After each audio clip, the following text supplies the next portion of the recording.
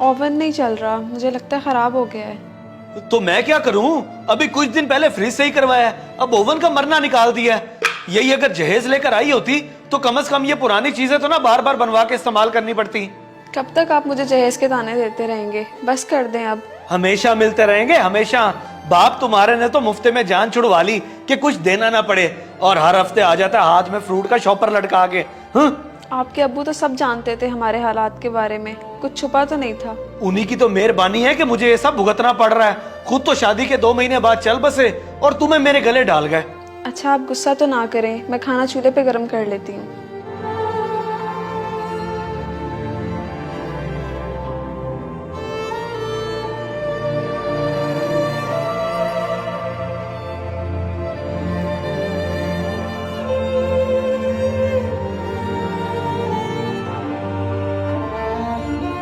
बाप तुम्हारे ने तो मुफ्ते में जान छुड़वा ली कि कुछ देना ना पड़े।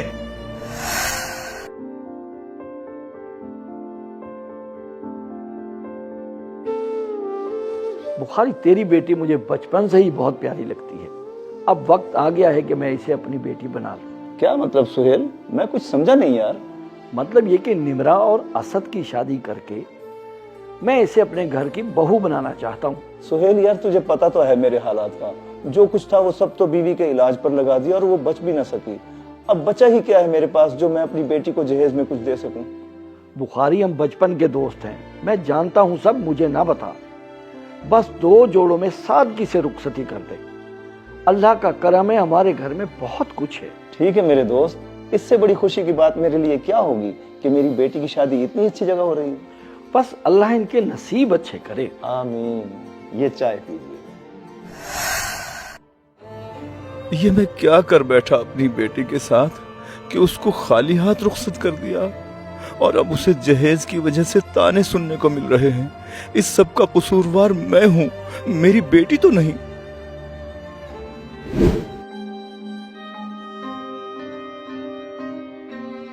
ये घर है बेटा मेरा, सारा दिखा दिया है तुम्हें। ये बेचना है, जरा जल्दी है मुझे।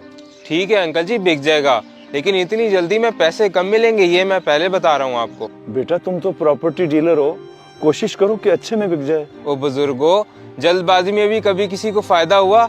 मुझे नहीं लगता ये 15-16 लाख से ज्यादा का बिके, है भी बहुत पुरानी कंस्ट्रक्शन। ठीक है बेटा, मजबूरी है तो बेच रहा हूँ, बस फिर जो मिल जाए गनीमत है। बस सही है जी, कल आपको पेमेंट मिल जाएगी और साथ ही रजिस्ट्री और इंतकाल भी करवा लेंगे। अब मैं चलता हूँ।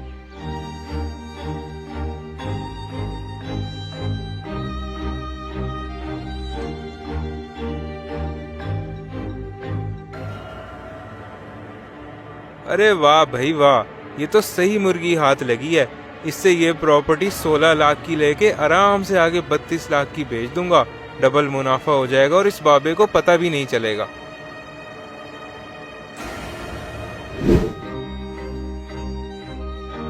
ये लें जनाब आपके पूरे 16 लाख रुपए। शुक्रिया बेटा कि तुमने इतनी जल्दी मेरा घर बिकवा दिया। ये लो घर की चाबी।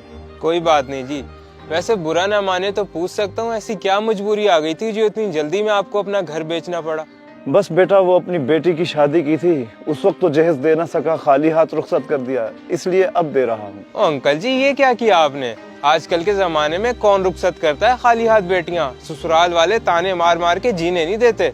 बस बेटा, गलती कर बैठा हूँ और आज उसी गलती को सुधारने के लिए ये कदम उठाया है। चलें जी, बयान करवा लें, फिर आप जाके सामान ले लीजिएगा। आ जाएं।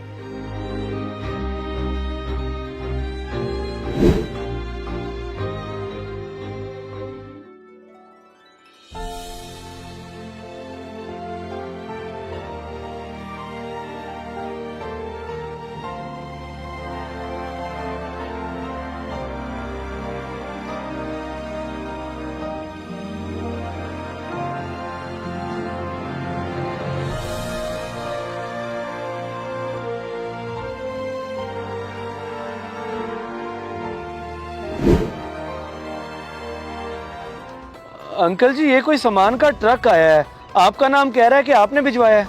हाँ हाँ बेटा, वो सामान उतरवाओ तुम, मैं आके सब बताता हूँ। उतरवाऊं?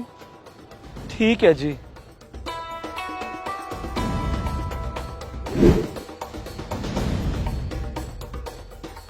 बेटा ये सारा सामान तुम्हारे और निम्रा के लिए है।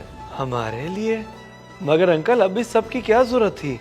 जरूरत है बेटा, बहुत जरूरत है। शायद ससुराल में बेटी की इज्जत इन्हीं चीजों की वजह से होती है। अरे ऐसी बात तो नहीं है अंकल, आपको कोई गलत फहमी हुई है। नहीं बेटा, गलती तो मुझसे हुई है कि निम्रा को खाली हाथ रुखसत कर दिया, लेकिन अब सब ले दिया है सब। उम्मीद है कि मेरी बेटी को अब ताने नहीं सुनने पड़ेंगे। पता नहीं ये मुआशरा चीजों से ही क्यों परखता है, इंसान की अपनी कोई अहमियत नहीं। ये जो जहेज मांगते हैं ये भी भिखारियों की तरह हैं और इनका अंजाम बहुत सख्त होगा। इस मैसेज को सदका जारिया समझ के ज्यादा से ज्यादा शेयर करें, शायद आपकी वजह से किसी की इस्लाह हो जाए।